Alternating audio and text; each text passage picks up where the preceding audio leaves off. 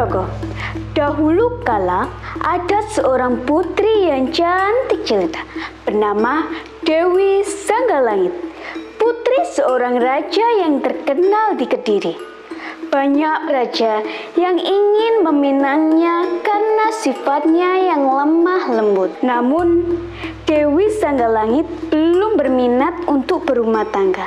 Padahal, kedua orang tuanya sudah sangat mendambakan hadirnya seorang cucu.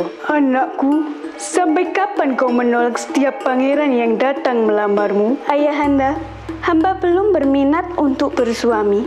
Namun, jika ayahanda sangat mengharapkan, baiklah. Tetapi calon suami hamba harus bisa memenuhi keinginan hamba. Lalu, apa keinginanmu itu, nak? Calon suami hamba harus mampu menghadirkan tontonan yang menarik, tarian yang diiringi gamelan, serta dilengkapi barisan kuda kembar sebanyak 140 ekor. Terakhir, harus dapat menghadirkan binatang berkepala dua. Wah, berat sekali syaratmu itu, nak. Meskipun berat, syarat itu tetap diumumkan kepada halayak ramai.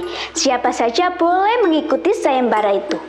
Pelamar yang tadinya menggebu-gebu untuk memperistri Dewi Sanggalangit, banyak yang mengundurkan diri karena tak sanggup memenuhi permintaan sang Dewi. Hanya 2 orang yang sanggup memenuhi permintaan sang Dewi.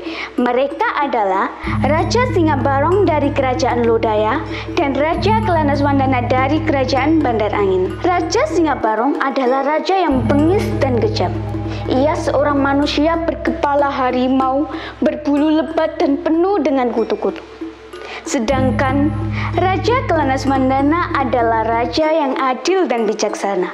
Ia berwajah tampan dan gagah.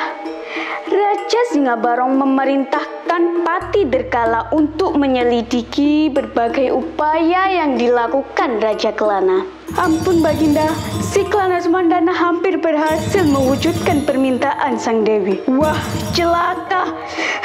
Sebentar lagi dia bisa merebut sang Dewi. Pati Derkala, siapkan prajurit dengan senjata lengkap.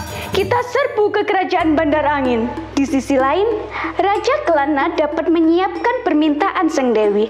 Hanya binatang berkepala 2 yang belum didapatnya.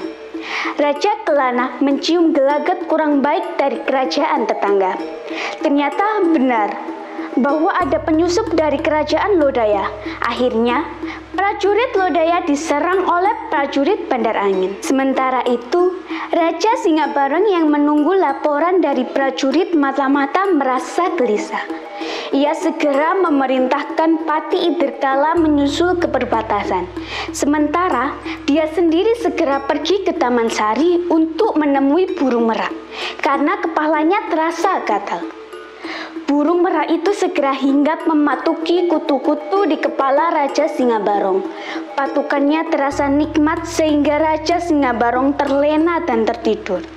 Karena tertidur, ia sama sekali tak mengetahui jika di luar istana pasukan Bandar Angin sudah datang menyerbu dan mengalahkan prajurit Lodaya. Ketika peperangan itu sudah merembet ke istana dekat Taman Sari, barulah ia terbangun.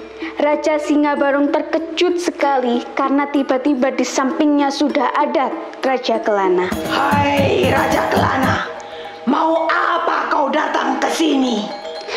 Jangan pura-pura bodoh. Bukankah kau hendak merampas usahaku dalam memenuhi persyaratan Dewi Sanggalangit? Maka untuk itu aku datang menghukummu. Kemudian Raja Kelana mengeluarkan pecutnya dan diarahkan ke bagian kepala Raja Singabarong. Hayya! Seketika kepala Singabarong dan burung merak yang bertengger di bahunya tiba-tiba melekat jadi satu. Sehingga Raja Singabarong berkepala 2. Ia juga tak dapat berbicara dan kehilangan akal. Raja Kelana segera memerintahkan prajurit untuk membawa Raja Singabarong ke Bandar Angin. Pada hari yang ditentukan, datanglah rombongan Raja Kelana ke Kediri dengan membawa semua persyaratan sang Dewi. Akhirnya, Dewi Sanggalangit menjadi permaisuri Raja Kelanaswandana dan mereka hidup bahagia selama-lamanya. Dan kesenian yang dipentaskan oleh Raja Kelana disebut reok Ponorogo. Amanat dari dongeng ini adalah jika kita ingin mendapatkan sesuatu, kita harus berjuang sendiri. Tidak boleh merebut milik orang lain.